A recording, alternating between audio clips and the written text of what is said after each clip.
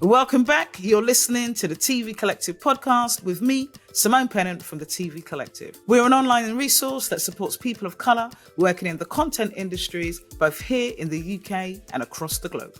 A lot has changed since our last season. The TV industry is in freefall. Freelancers are out of work in record numbers and commissions have ground to a crawl. And as for D&I, well, that's no longer the flavour of the month. But here's the flip side.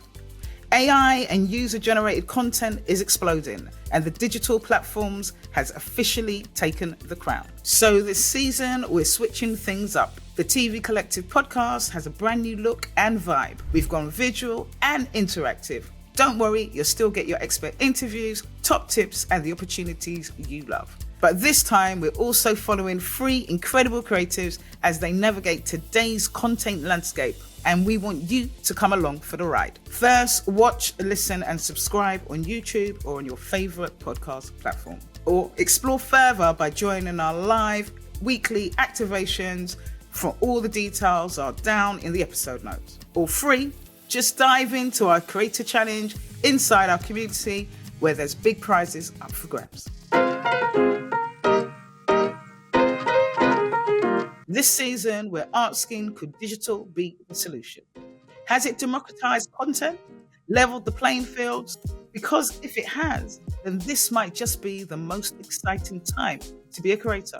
Your vision, your voice, your wildest ideas can reach the world. No permission needed. This episode, we're talking about creative freedom, the kind that you see from fearless YouTubers, game-changing TikTokers, and storytellers building empires with their laptops. Every week, we'll go deep with the experts, producers, and digital pioneers, and the creators who've already made the leap. To hear their secrets, their stumbles, and their strategies, unfiltered. And here's the best part. We're not going to be doing this alone. We've brought three ambitious creatives who want to take the same leap along with us.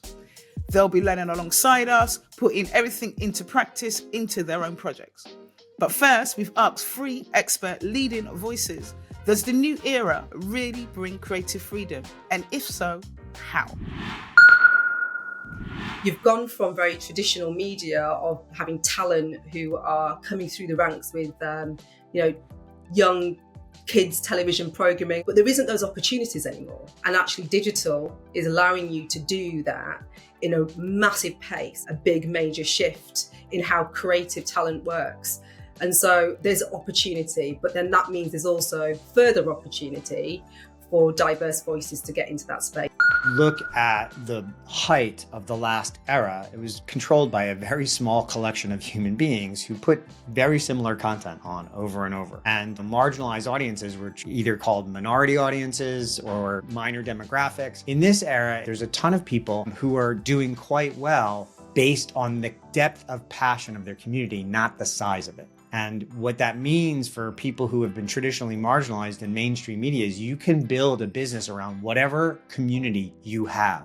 I think the future of the opportunities especially is it's now become even cheaper and easier to tell our story. So for content creators to go and make that content, it means now that we can compete, so where privilege might have given you an edge, because you got to go to the right university and stand in front of the right professor and blah, blah, blah. Well, now all you need is a laptop. Over the next few weeks, we'll be bringing together three incredible creatives and pairing them with one of the best in the industry. James Loveridge, co-managing director of Little Dot Studios, the UK's leading digital agency, and he'll be guiding them as they level up their projects and push their digital ambitions to the next stage. My name's Ferreira and I'm starting a new YouTube channel. It's called We Are Flavour and it's all about food. I'm developing two formats and I'm looking for advice, guidance and some accountability through the process. I'm pivoting from TV to YouTube, so I'm hoping that We Are Flavour is going to become a success. It's Simone Pennant here, journalist, religious commentator and podcaster. I am the host and producer of the In Jesus' Name We Call podcast. I am really looking forward to my time of mentorship with James Loveridge from Little Dot Studios. I'm really looking forward to understanding just how best I can make my podcast a success. In the video space on YouTube, it was audio only for season 1, and season 2 will be visualized on YouTube. My name is Jordan Smith. I'm the founder of Ambitious Academy and also the founder of Creative Cartel CCTV, our YouTube presence. We're at the process now with the content creation and with our YouTube channel, how we're going to maximize it and bring it to the next level. We're going to be able to monetize, understand how to schedule, and understand really the foundations and the basics of what we need to elevate our YouTube channel. Our free creatives recently attended the Create London event to pick up tips and skills like how to work with brands and elevate their projects. TV's changing, the traditional TV is changing, money in TV is shrinking. So you've got to come up with creative ways of getting your content out there. Not a lot of people are watching traditional TV as much as you think. The budgets for traditional TV are nowhere near as what they used to be. People have got to come up with smart ways of getting their content to people. So we came up with Create because, as you know, you may or may not know, a lot of the young generation right now don't watch traditional TV.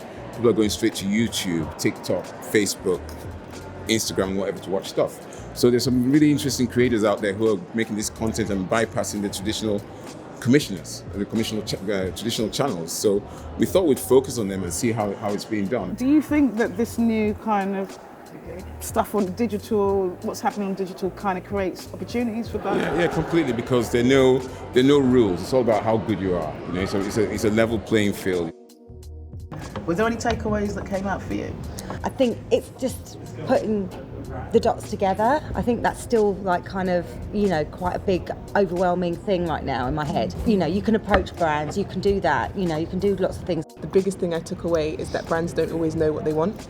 Yeah. That was a really big deal, because I think a lot of the time when you have these conversations, it's very much like a list to do to make sure that you are eligible for certain brands. But it was really refreshing to hear people say they don't know what they're looking for, which means that you can then, I guess, create a pitch deck, so to speak, for them by showing them that this is what you're looking for, so to speak, which puts you in the driving seat a bit, which that was a really revolutionary thing for me in terms of brands. I think I agree, it's liberating, and what I think one of the things that I heard is that this space is really, it's like the Wild Wild West. Nobody really knows what's going on and they're still trying to find their way. So you guys are in a really wonderful position because you can kind of start patching or creating what it is that you want. So I think that was my takeaway, that there is no hard and fast rules, like you're saying, that it's still a little bit of a free for all while it's still new. There's an opportunity for you guys to pitch and create what it is that you're creating. And in the next episode, our free creatives will start their journey with James Loveridge, who will be helping them take their digital projects to the next level. When we talk about creative freedom, the Sidemen are the ultimate case study. If you haven't heard of them, you must be living under a rock. They're the biggest content creators in Europe with 150 million YouTube subscribers, and that's just the start. They began as 7 mates, messing around online with a camera and no gatekeepers. No broadcasters, no commissioners, no rules, just pure creative freedom. And with that freedom, they've built an empire. From merch to food chains, from vodka to stadium events, they've transformed banter in bedrooms into one of the biggest creator-led brands on the planet. It's proof that when you own your own platform, your vision, and your audience, you can turn creative freedom into business freedom. So to find out how they pulled it off, we sat down with their manager, Jordan, for their inside story. Jordan Schwarzenberger, it is wonderful to have you here. Thank you for having me. So yeah, I'm Jordan, co-founder of Arcade. So we are a management company that started in 2021, and we manage the Sidemen. So what that means is we look after all of their business and commercial affairs, and have done since 2021. So that means, everything from sort of hiring, building teams, creating brands together, working with brands, partnerships, everything commercial sort of has fallen under us since then. And, it's interesting to look at the difference really from then to now. Like at the time we were, it was just myself, Sam and Aaron, 3 co-founders of Arcade. And there was, I think, 1 person on the Sidemen payroll, but there wasn't really any business there.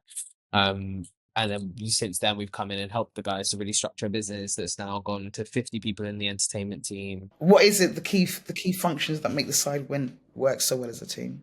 The reason why it works is because there are 7, and the 7 allows each of them to not feel the burden individually. Like everything's shared. And I think that shared burden is it makes it fun, makes it more yeah, it makes it more enjoyable, but also just light, I think, for all of them. Oh my, no, man. Oh Lord, guys. No. Tell me one of the biggest risks that Sidemen has taken, and how, and how did you manage that risk? I think that their documentary was a risk at the time, because that was that was like a decent investment, multi-six-figure investment that they put in, to fund a documentary themselves, and then with the hope that they'd be able to sell it to Netflix, right? Which is quite somewhat naive and bold in a way, right? They're just like, oh, well, this is the way it's going there. We're going to fund it, produce it, we're going to make it, and then try and ship it, and hopefully they buy it. And they did, thankfully, and they really, they loved it, and it went number one. It's created a relationship now with Netflix on a production level, and as a sort of unscripted production partner and exec partner and content partner that is huge, and that could be a massive sort of world that's built there over time. What kind of best works in 2025 do you think, in terms of building your algorithm? It's not rocket science at all, but it's something which it gets lost sometimes. It's like, how are you getting people to click into what you're making, and how do you get them to stay? It's just like with any other platform, but specifically with YouTube, people like YouTube serves your content to people who it thinks will like it, and then either they click into it and watch it, or they don't. And if they do, and more people do, and more people click in and stay and get satisfied and are satisfied by the content, they like the content, then it pushes it to more people. And that's the game of trial and error. You have to go through loads of volume, loads of quantity to learn what's good and what isn't good, and to learn what works and what doesn't. So that's why I'm a big believer now, quantity over quality all day.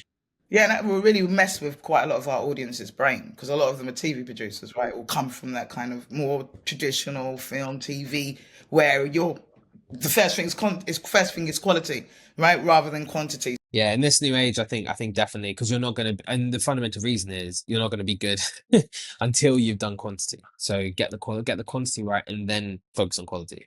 I love that. If you want to make content, you have to be smart around the type of content you want to make, and see if there's validation for it already there, because if there isn't, it's not probably going to work. So for example, if you want to make content around football, you can look at someone like John Nellis. There's no surprise, he's blown up. He's like 8-9 million or something on YouTube now, and in like the last 18 months done incredibly well. He makes entertaining football videos. There's good validation for those type of videos on there already.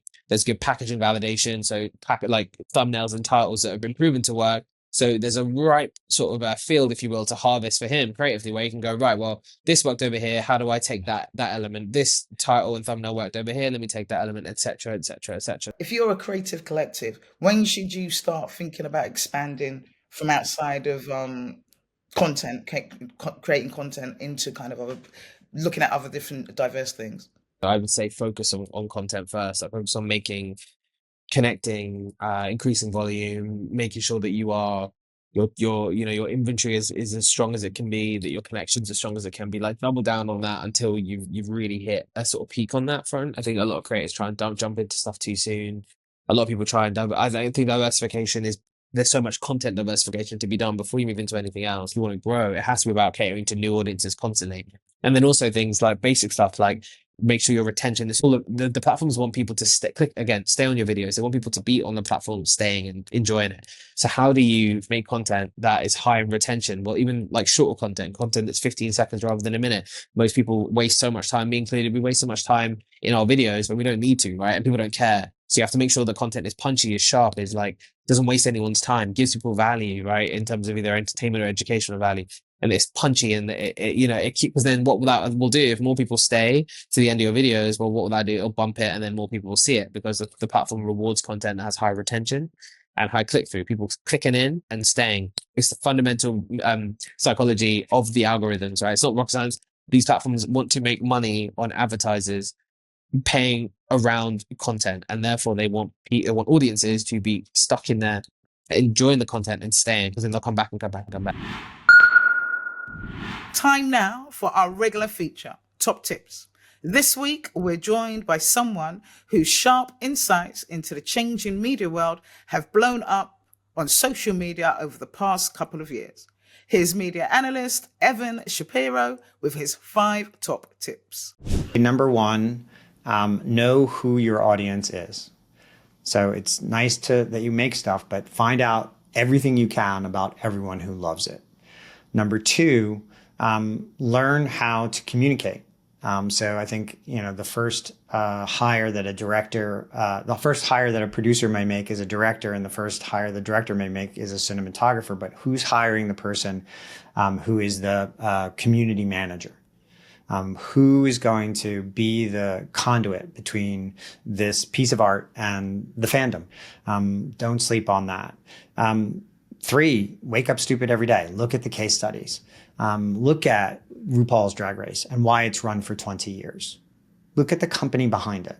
You don't want to be a creator? Okay, don't be a creator. But then look at the companies who have transitioned themselves into this economy successfully and gracefully, and take their best practices and steal them. Know your competition, but also know what to take away from them as well.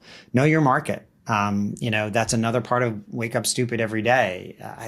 Very few audiences I talk to when I present do what I do, which is read the earnings reports of their competitive set and their customer base.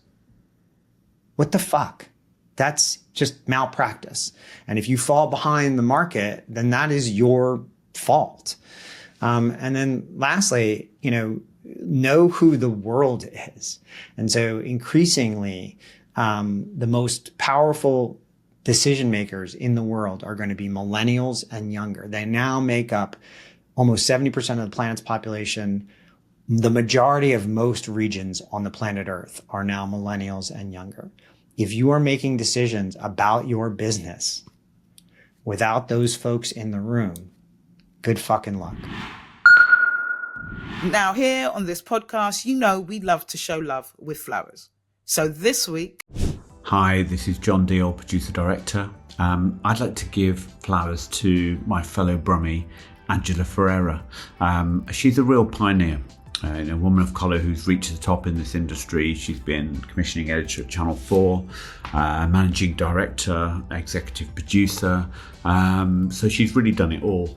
And she'd worked across such a range of genres, from pop music shows in the 90s, like The Ozone, then into documentaries, and then more recently through Douglas Road, the company where she was managing director.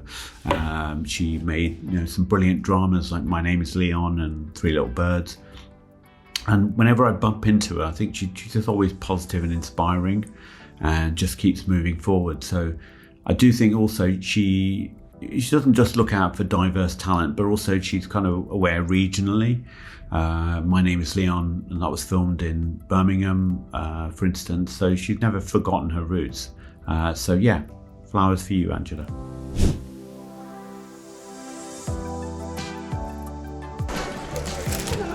Angela, What is this for? we wanted to give you Oh my some God. Friday flowers. Some flowers. You should have warned me. I would have put some. Yeah. This is from our community. Yeah, it's my favourite part of the show. We love you.